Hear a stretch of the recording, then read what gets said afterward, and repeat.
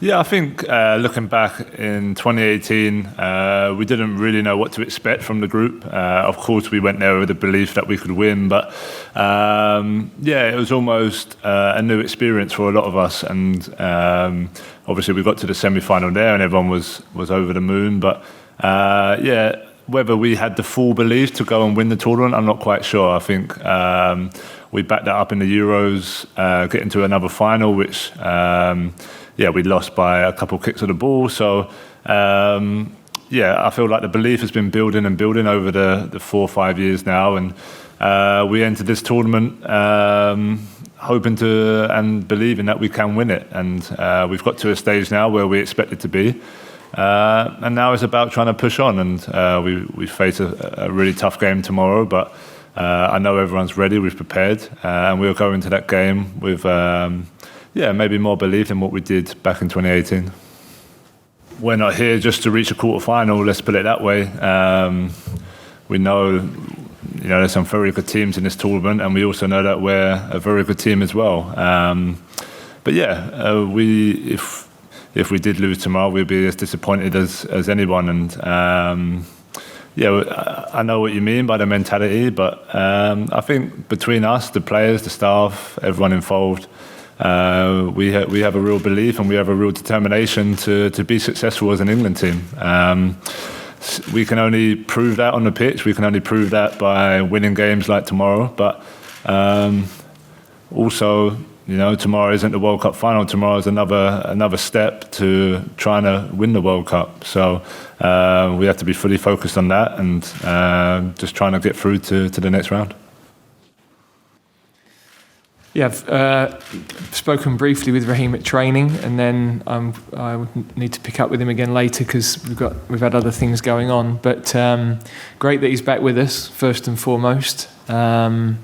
He wanted to train today. Normally we wouldn't do that, having been on a long flight, but it was a lighter session, so no risk with doing that.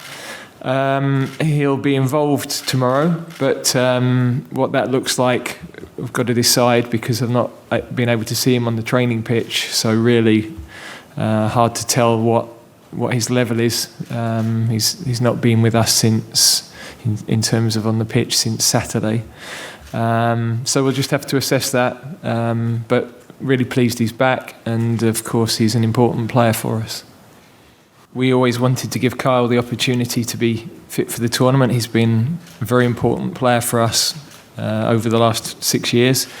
And I think we've managed that process well. The right reintroduction into the team in terms of minutes against Wales, and 90 minutes, which for any player is important in the last game. So Kyle is ready.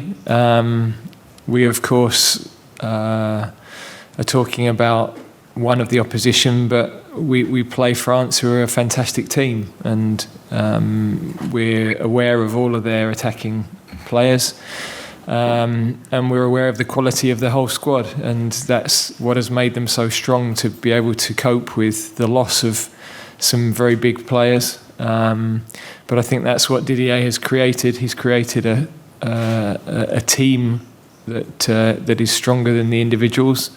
And I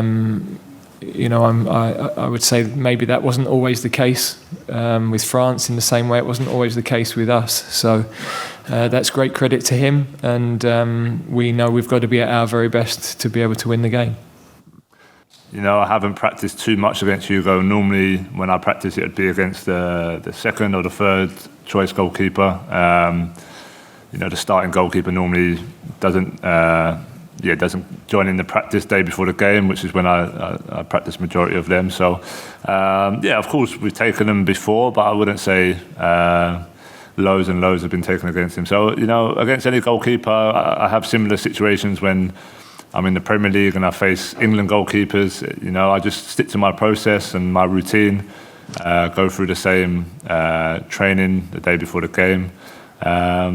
And then hopefully try and deliver if called upon in the match.